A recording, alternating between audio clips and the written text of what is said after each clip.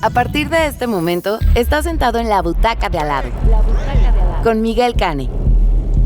Hola, ¿qué tal? Buenas tardes, buenos días o buenas noches según sea el momento en el que ustedes sintonizan este podcast, La Butaca de al lado.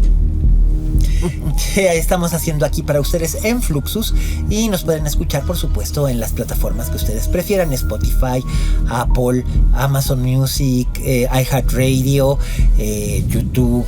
Así que estamos aquí y para mí es un placer tener acompañándome en esta mesa el día de hoy a una excepcional actriz, gran actriz mexicana de cine, de teatro, de televisión, de streaming, de cabaret, de todo. Realmente una verdadera maravilla, un verdadero portento tener con nosotros a la maestra Marta Claudia Moreno.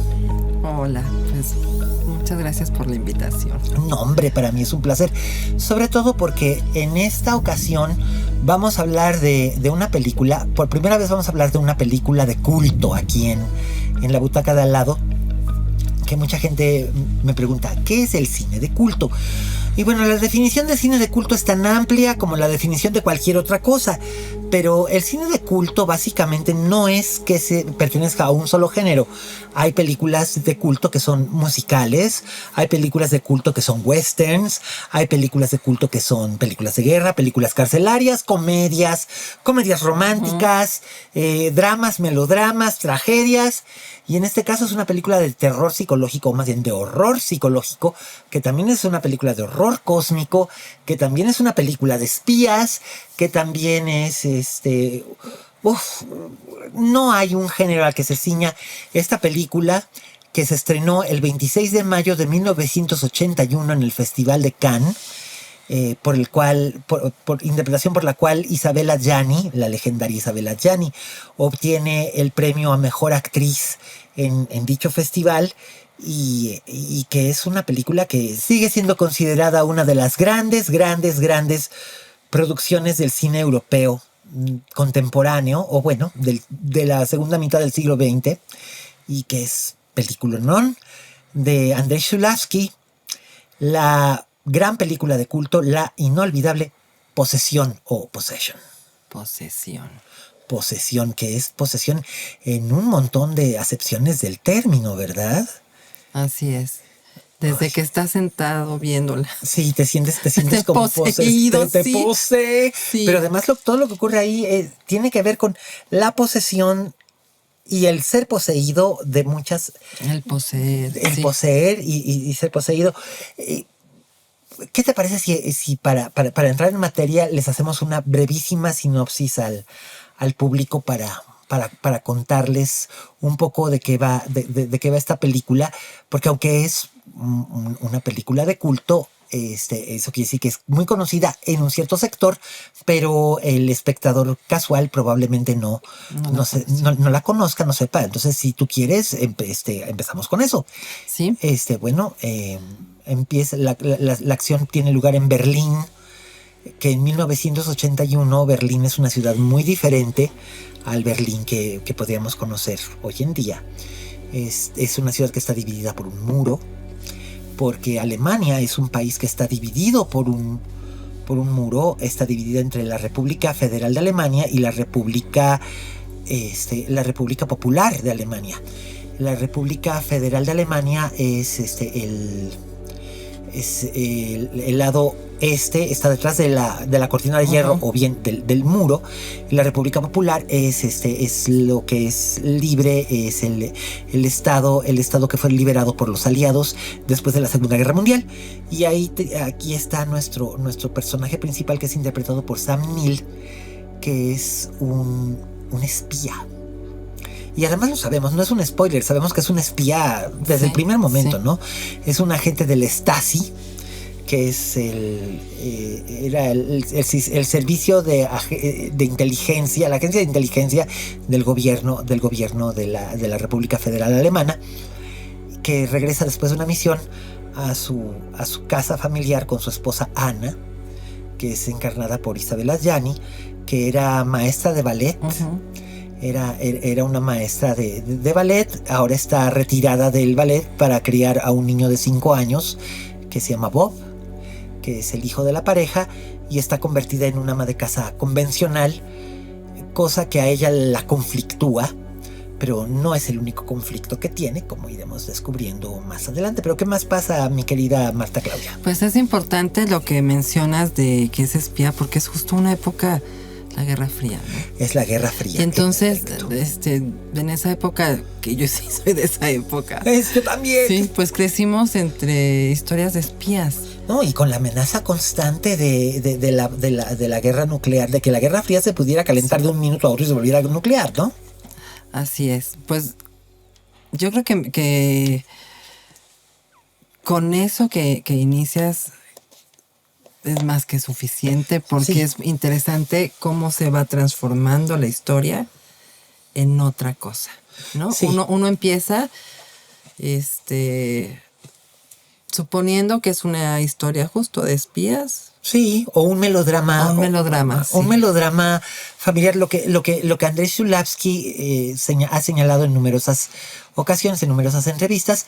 Él decía que por un lado sí tenía esta inspiración de la constante tensión de la Guerra Fría, uh-huh, como un escenario, y también tomaba como referencia lo que había hecho Ingmar Bergman en Escenas de la Vida, uh-huh, Conyugal, que Ingmar Bergman hace en Escenas de la Vida Conyugal, esta serie de 6 capítulos para la televisión sueca, el ejemplo más artísticamente depurado de la telenovela, del melodrama, la historia de las escenas de la descomposición de un matrimonio.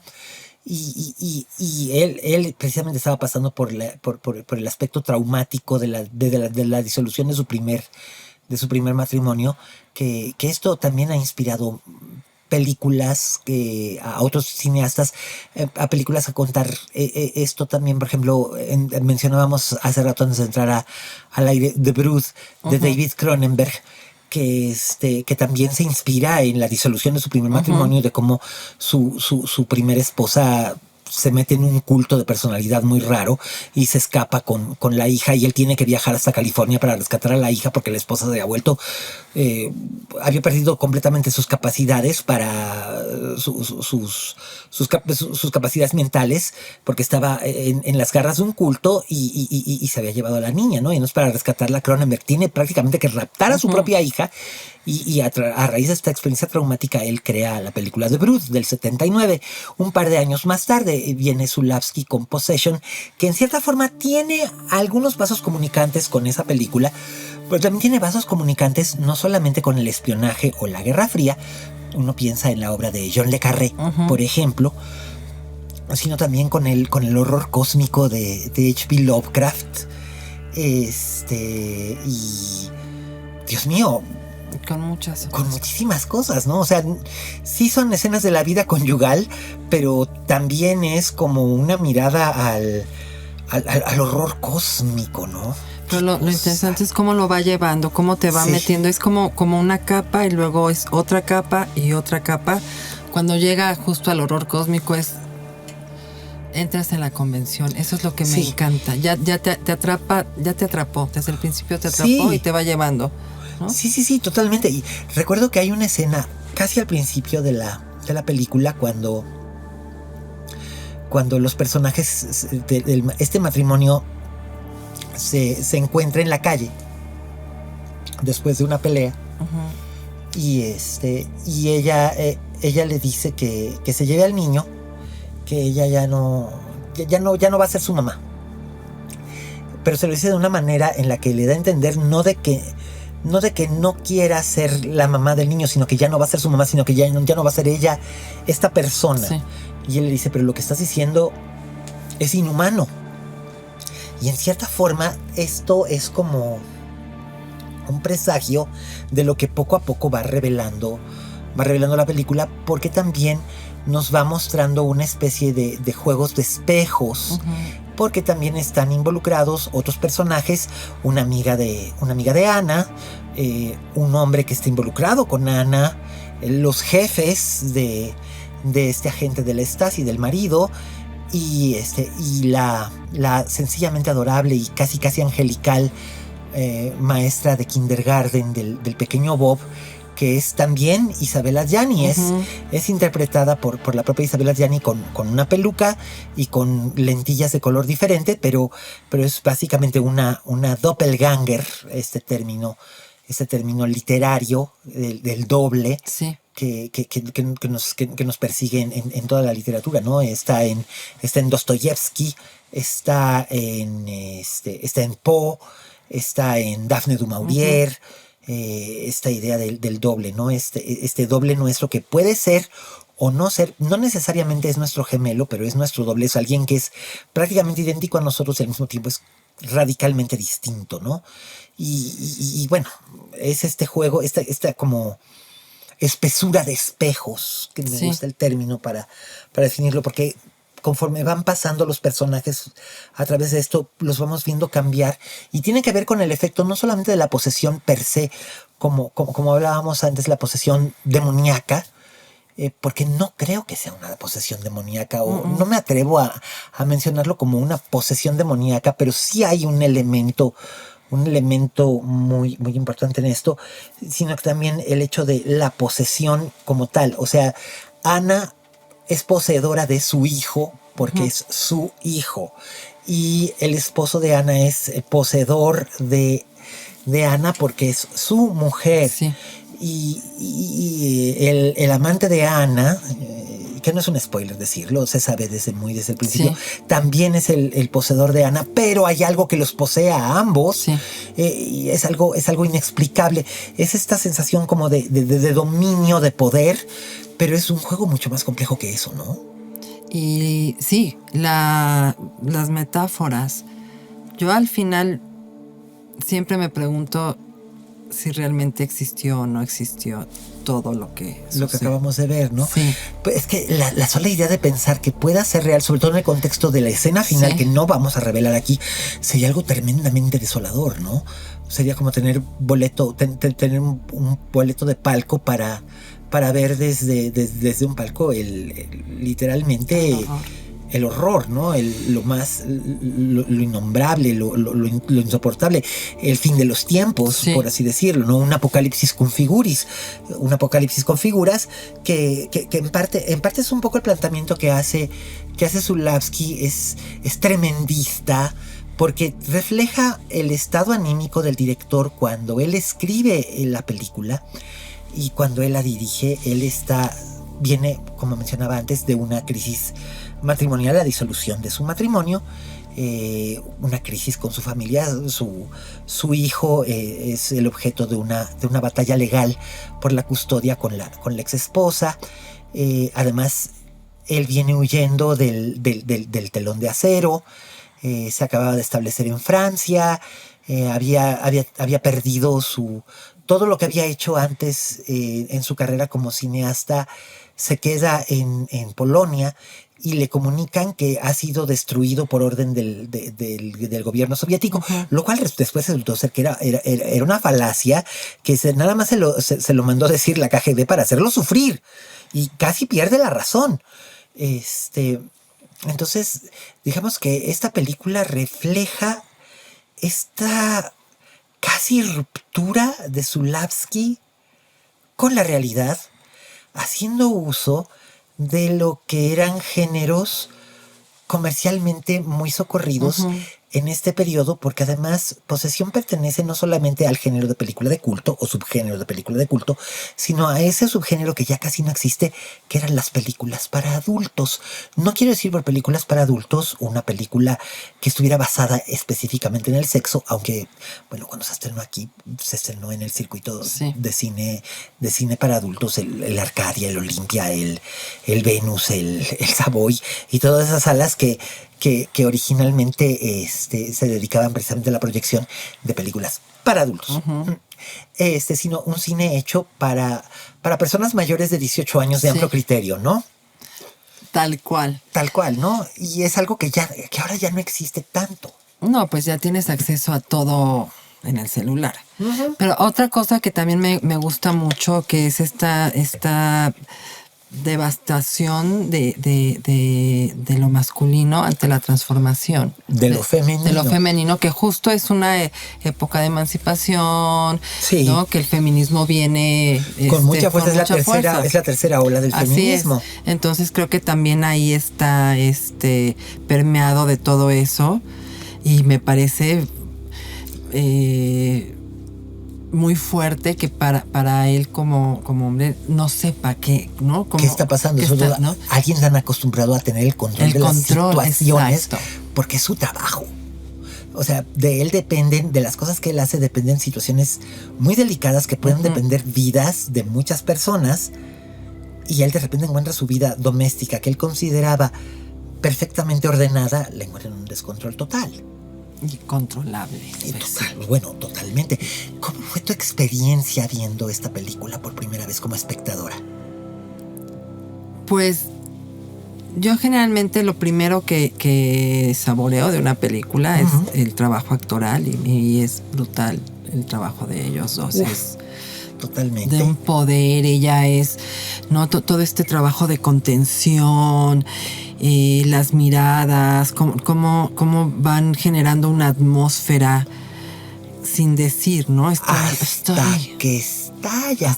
Que en estos momentos estarán viendo, quienes nos están viendo, que acompaña nuestras palabras, esta legendaria, memorable escena que empieza en un altar de una iglesia y continúa en un túnel de una estación del metro de Berlín, donde Isabelle Adjani demuestra que es una actriz que es literalmente capaz de hacer cualquier cosa por la visión de su director, y lo hace en esta escena que ustedes deben estar viendo en estos momentos, que es brutal. Yo recuerdo haberla visto por primera vez. La primera vez que vi esta película fue en un maratón de cine de la Facultad de Ciencias de la UNAM, cuando tenía yo como 18, 19 años, y recuerdo haber visto esta escena, y no solamente tener una reacción física, que sí provoca una reacción física,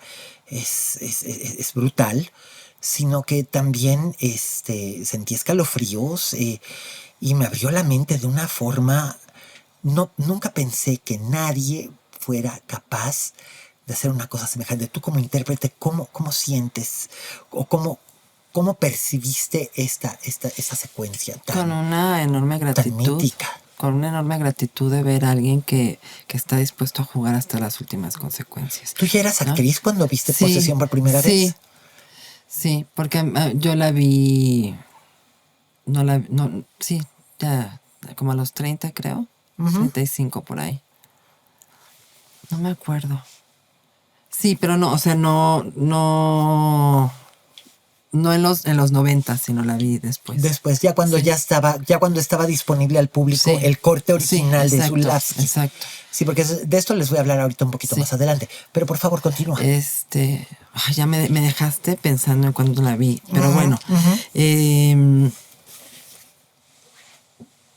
Lo importante del trabajo y el riesgo de ella. Cuando un actor, una actriz, sobre todo una actriz, está dispuesta a verse y exponerse, es un... En esta industria que y aparte en esa época estaba tan sobrevalorado lo estético, lo bello, lo cuidado, y ella deja todo. Literalmente sientes que es, vamos, no es un spoiler, según Zulawski, ella está teniendo un aborto espontáneo. Y sientes que está teniendo un aborto espontáneo, pero no solo eso, sientes que está, bueno, claramente, ahorita que están viendo ustedes la escena, ella vomita, ella llora, ella defeca, ella orina, ella todo. Es como si en ese momento renunciara por completo a su humanidad, y mientras está revolcándose entre leche y líquidos viscosos en el suelo de ese corredor, de esa estación del metro en Berlín, estamos presenciando como si Isabel Adjani, que venía de hacer películas como La historia del H o Las hermanas Brontë o había hecho también Cuarteto para la Merchant Ivory, o había hecho numerosas apariciones, siempre como un objeto de belleza, ¿no? Exacto. Era un objeto de belleza celestial, y aquí toma ese elemento que ella no podía extricarse a sí misma de ello porque era su naturaleza, pero lo lleva a un extremo, como tú dices, y lo rompe. Sí. Lo rompe. O sea, yo creo que no había visto una actuación así hasta muchos años después, cuando vi a Laura Dern en Inland Empire, Sí. de David Lynch, o tal vez antes Ellen Burstyn en El Exorcista, quizá, Sí. en algunas secuencias del Exorcista, Sí. pero aquí es lo que es la columna vertebral, por así decirlo, de esta película. Ustedes ya terminaron de ver ahorita la escena, entonces saben que me imagino que si nunca la habían visto, deben de preguntarse qué demonios es esto. ¿Qué está pasando? ¿Qué está pasando? Como intérprete,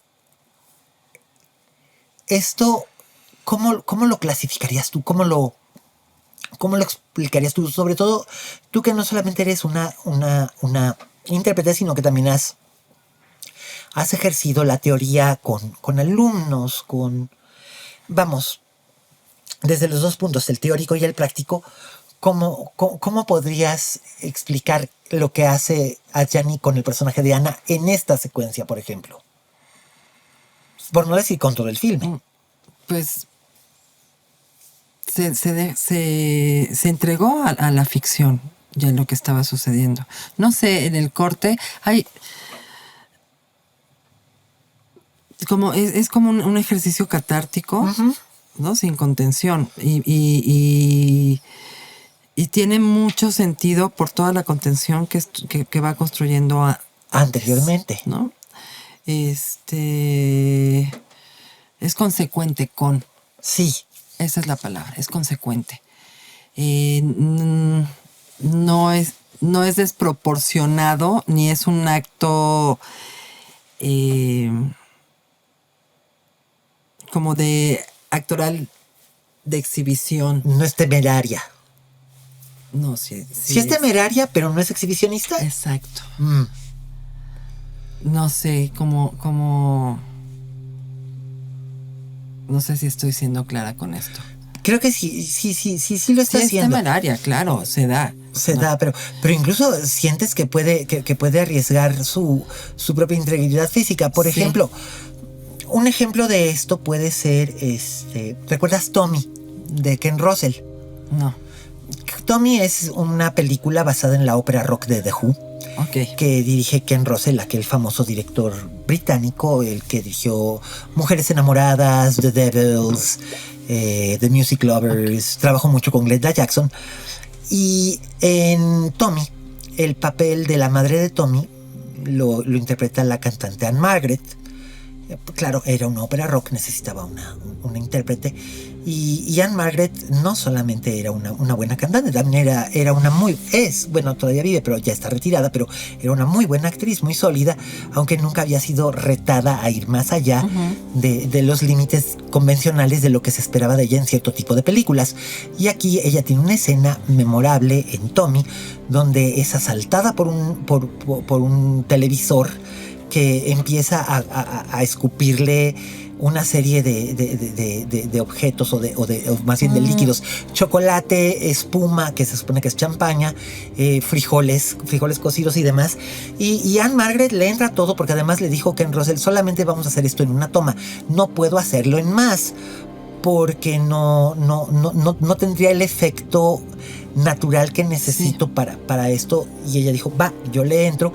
Y bueno, al final la escena es memorable, pero ella sí se hizo daño físicamente, y Ken Russell se sentía de la fregada, porque la llevaron en una ambulancia al hospital, y el otro se estaba deshaciendo en disculpas de que lo siento, no pensé. Y ella dice: no, es que yo tampoco estaba pensando. Llega un momento en el que estás muy involucrado, como tú dices, en la ficción, Sí. y no lo piensas, pero así como Anne Margaret, lo acabamos de ver en esta escena, Isabelle Adjani se entrega, y no solamente en esta secuencia, sino en varias otras de esta película. Es algo que requiere muchísimo suspensión del descrédito, de la incredulidad, y entregarse a un aspecto completamente alucinante de la ficción, ¿no? Y lo hace además por partida doble. Pues me parece que es rigor, ¿no? Ella es rigurosa con el trabajo, es congruente. Sí. Y se nota, y te digo, además es por partida doble, porque son los dos personajes totalmente opuestos que además no conviven nunca en la misma escena. Anna o Helen, la maestra de kindergarten, y sin embargo hay una completa diferencia entre ambas, ¿no? Sí, genial. Es genial. Y la película en sí es probablemente una de las experiencias más viscerales que un espectador pueda tener, incluso ahora 40 y tantos años más tarde, sigue siendo igual de fuerte, ¿no? Sí, sin duda. Y lo mencionamos hace rato, el horror, ¿no? El horror, que el horror también tiene algo de una profunda tristeza, desolación. Toca tantas cosas, tantos botones. Por eso creo que es una película que hay que rever. Sí. Y además es muy catártica. Bueno, yo me supongo que debe ser muy catártica. Lo que sé de cierto por las entrevistas y los comentarios del propio Zulawski y de la propia Adjani fue que mientras estaban rodando, los exteriores sí se rodaron en Alemania, se ruedan en Berlín, los interiores se ruedan en París. Los interiores se ruedan en París, se filman en París, y ella decía que dada la intensidad de las escenas que estaban haciendo, especialmente teniendo a un niño pequeño en el set, Zulawski buscaba que el ambiente, mientras no estuvieran rodando, o sea, entre escenas, fuera lo más distendido y cordial posible para que fuera no fuera tan oneroso, tan ominoso para los intérpretes en el periodo entre tomas, ¿no? Pero me imagino, y bueno, tú tienes experiencia haciendo cine de género. Más recientemente pueden ver a Marta Claudia como parte del elenco de la impresionante película de Michel Garza, Huesera. Película de horror con Natalia Soldán y Alfonso Dosal, y donde interpretas a una mujer mágica. Sí. Supongo, bueno, se sabe que se busca que los sets de las películas donde se genera ansiedad, inquietud y terror en la ficción sean en la vida real lo más amenos o amables posibles, ¿no? Fíjate que desde el año pasado me ha tocado hacer mucho terror. ¿Sí? Y muchos cortos, en fin. Y es muy divertido, es agotador. Es muy agotador. Porque claro, en el momento que es la escena, ¿no? El susto, la tensión, el clímax, pues sí, todo el set está, ¿no? Tenso. La atmósfera. Claro. Pero se corte y se relaja y viene pues mucha risa también, porque como alguien lo mencionaba, actuar es una aberración. Entonces, ¿no? Salimos, ¿por qué? Porque salimos de lo aberrante, es como algo totalmente fuera de la norma. De la norma, ¿no? Y sí, o sea, los actores y las actrices somos seres como muy extraños, que nos ponemos en lugares vulnerables y nos exponemos y nos divertimos haciéndolo. Entonces es ahí donde dicen que es una aberración. A mí me parece un lugar fabuloso y divertido. Como siempre lo digo, es mi lugar feliz actuar. Pero justo tiene que haber este equilibrio, ¿no? Sí, en eso estoy totalmente de acuerdo contigo, porque no puede ser todo horror. Laura Dern comentaba, precisamente hablando del rodaje de Inland Empire, que además fue un rodaje muy sui generis porque lo hacían en guerrilla, ¿no? Y lo hacían con una cámara de video, no era un rodaje al uso y no se hacía en orden cronológico. Lynch los citaba en la locación, les daba las escenas, ensayaban, hacían una leída, una lectura, un trazo, y luego por una parte los dejaba improvisar y por otra parte inventaba él mismo aspectos del trazo, hacía ok, corte, ahora intentémoslo de esta manera, en este tono. Y entonces ella decía, es por un lado es sumamente difícil y es algo que no le aceptas a todos los directores, ¿no? En este caso pues se lo aceptas a David Lynch porque es David Lynch, y me imagino que Isabella Adjani debe haber pensado lo mismo, diciendo, bueno, es Zulawski y sabe lo que está haciendo, pero es una cosa sumamente, y bueno, además ella venía a hacer el inquilino con Polanski, donde además también ella forma parte de algunas secuencias realmente escalofriantes. Sí. Entonces es fascinante todo el concepto, todo el proyecto, pero ahora hablando acerca de eso precisamente es de donde viene la manera en la que se convierte en una película de culto, ¿no? Las películas de culto, como decía al principio del programa, no necesariamente pertenecen a un género único y se llaman de culto porque se les rinde en cierta manera un culto. Hay gente, por ejemplo, La novicia rebelde es una película de culto, por ejemplo. Hay un cine en Japón, en Tokio, donde se ha proyectado cada semana, todos los días, desde 1965. Wow. Y la gente va. Y hay otra sala en San Francisco donde se proyecta una vez al año durante una semana. Y toda esa semana va la gente disfrazada de monja o de Fräulein María o con traje de marinerito. O una vez recuerdo haber visto retratado en una revista a un hombre que fue vestido nada más con un bodysuit completamente pintado de oro porque era A Drop of Golden Sun, o sea, parte de una canción, sí. ¿No? Entonces so a Drop of Golden Sun, la nota sol. Sí. Entonces, ¿qué cosas, no? El show de terror de Rocky es probablemente la película de culto más famosa de la historia. Hay inmensa cantidad. Pero ¿por qué les llamamos de culto? ¿Tú por qué dirías que les llamamos de culto, Marta Claudia?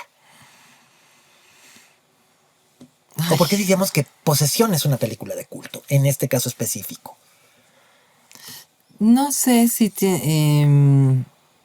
pensando en la que mencionaste antes, en Rocky, que en el momento en que salen no causan tanto impacto. Uh-huh. Y cuando se revisan, de pronto empiezan a tener una serie de valores y de conectar como en muchos niveles y a mover muchas cosas en la gente. Estoy de acuerdo contigo. En el caso de Posesión, yo creo que tiene que ver un poco con lo que mencionabas, la Guerra Fría, la constante amenaza que nosotros, la generación que éramos nosotros, éramos niños en la época en la que la Guerra Fría estaba vigente. Esta sensación constante de angustia de que en cualquier momento podía estallar la guerra entre los Estados Unidos y Rusia, bueno, la Unión Soviética, y llevarnos entre las patas a todo lo que estuviera en medio. Esta sensación constante de angustia, de sentirte espiado, de sentirte que había, vamos, incluso aquí en México, ¿no? Que había, no sé, que los teléfonos estaban intervenidos. Que alguien iba a apretar un botón y adiós. Adiós, Nicanor.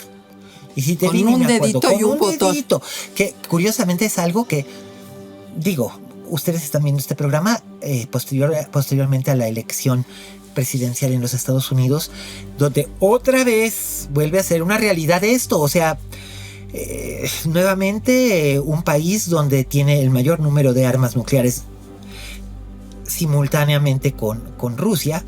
Ambos países están en manos de líderes narcisistas de carácter volátil que en cualquier chico rato, bueno, con la diferencia de que ahora uno es codependiente del otro. ostensiblemente, pero de todos modos estamos expuestos al mismo peligro al que estábamos expuestos cuando éramos niños, ¿no? Eso estaba pensando ahora. Sí, ¿no? O sea, siempre hemos vivido con la amenaza. La espada de Damocles sobre nuestra cabeza. Y eso es algo que permea la atmósfera, al menos inicialmente de posesión, antes de que sucedan todas estas cosas. Y yo creo que eso es lo que la hace una película de culto en cierta forma, porque además le habla a muchísima gente. Por ejemplo, ¿te acuerdas de La Región Salvaje? Sí. Yo recuerdo haber visto La Región Salvaje en Morelia en 2016, me parece que fue, 16 o 17. 17. 17, ¿no? O 18. 18. Recuerdo haberle dicho a Matt Escalante, wow, y decirle, ¿a ti te gusta Posesión de Zulawski? Pues sí. Me dice, sí. Le digo, sí, por supuesto, es evidente. Y wow. O sea, wow.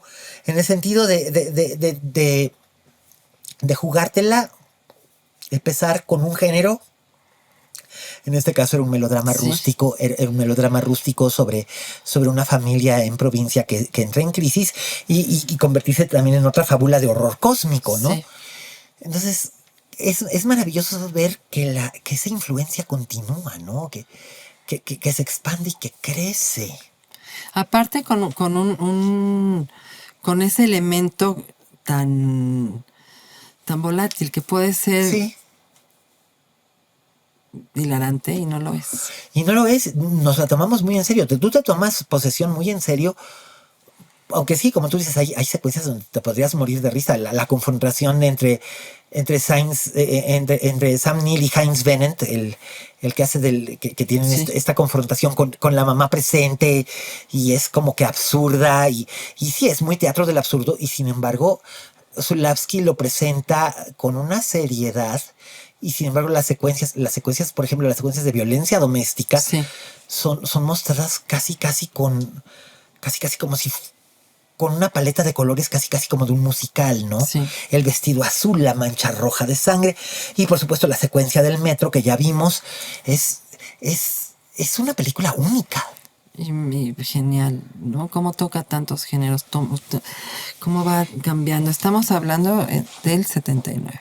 79-80, sí. Sí, se estrena en el 81, se debe haber filmado entre finales del 79, principios de la primavera del 80. 45 años. ¿No? 45 años, y sin embargo la cosa sigue evolucionando, pero no ha envejecido esta película. Exacto. Yo siento que no. No, yo tampoco la siento envejecida para nada. Y además ha tenido una acogida entre los coleccionistas, porque mencionaba que hay dos cortes.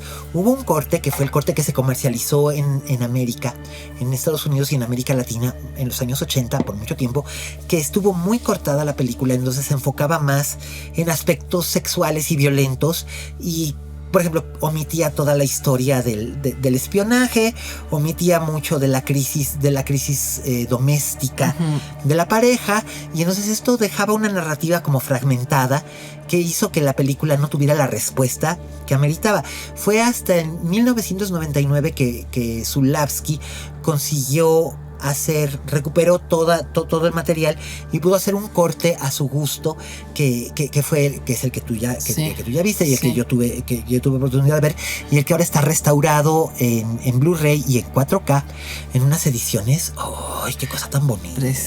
Preciosas, especiales para coleccionistas, porque es importante creo, ¿no? que el cine también exista, no solamente en pantallas o en las pantallas domésticas, sino también que exista como un objeto físico para seguirlo queriendo, ¿no? Para que sea parte de nuestras vidas. O bueno, quizás ese soy yo, porque soy un coleccionista sin remedio. Yo también. Soy coleccionista completamente sin remedio. Yo amo la cajita, el color, la tipografía, todo. El disco, el póster, todo. Sí, caray. Pero pues ahí lo tienen, damas y caballeros. Hemos hablado en esta edición de La Butaca de Al Lado de Posesión, que en este momento no sé dónde pueda estar disponible, pero cualquier cinéfilo que se precie de serlo encontrará la manera de ver esta película y de decir, ¡Wow! Igual que lo hicimos nosotros. Así es. En su momento. Marta Claudia, es maravilloso tenerte en esta mesa con nosotros. ¿En dónde te pueden ver ahora mismo nuestros espectadores y escuchas? Pues en las plataformas. Hay un montón de cosas, cuéntanos. Huesera, en Amazon. Sí. Hay una serie muy buena que se llama Sierra Madre, que también está en Amazon. No, está en HBO Max. Es verdad. Sierra Madre está en HBO Max, sí. Bueno, siempre soy tu fan. Sí. Que la encuentran En Disney Plus. en Disney Plus y en YouTube, y ahí está. Sí, Cómo sobrevivir soltero. Ay, Maquíllame otra vez. Maquíllame otra vez, es verdad. ¿En qué otras más estamos? Por ahí anda 4 lunas, anda por ahí 4 también. lunas todavía, toda la saga de las abuelas. Así es, el cumpleaños de la abuela, más sus secuelas. Ay Dios, No sé. es que eres una actriz incansable, amiga. Y no solamente eres una actriz, sino que también haces activismo a través de tus redes sociales y de otras actividades. Activismo por la Comunidad de las personas con diversidad funcional. Así es, diversidad funcional. Marta Claudia Moreno. Marta, siempre es un placer. Pues muchas gracias. Pero no será la última vez que nos veamos por aquí. Ay, pues yo tengo una lista así enorme de películas que cuando me dijiste ¿cuál Hay quieres? muchas. ¡Ay! Pero mira, hablaremos de alguna otra próximamente. Yo feliz de volver a venir. Ya verás que sí. Bueno. Esta ha sido una emisión más de La Butaca de Al Lado. Gracias a Fluxus, gracias a todo el equipo que hace posible estas emisiones, gracias a David Rivera e Ivo Gaitán por toda la producción y el apoyo que nos otorgan, gracias a todos ustedes que se suman en las plataformas y a través de las redes sociales. Seguiremos presentándoles más sorpresas sobre el aspecto como espectadores de quienes hacen las series y las películas que tanto nos apasionan y nos revelan su lado íntimo como espectadores y creadores. Yo soy Miguel Cane. Me pueden encontrar como @aliascane. A ti te podemos encontrar como @Marta Claudia Moreno. Marta Claudia Moreno, todo junto, o como Marta Claudia nada más. Marta Claudia Moreno. Ajá. Y en todas las redes sociales. En todas las redes sociales. Ahí está, ahí lo tienen. Yo soy Alias Cane, me pueden encontrar en la plataforma X, también me pueden encontrar en Instagram, en TikTok, en todas tengo también el mismo handle. Así que ahí me pueden mandar comentarios y ahí podemos continuar la conversación. Y bueno, ha llegado el momento de despedir esta emisión.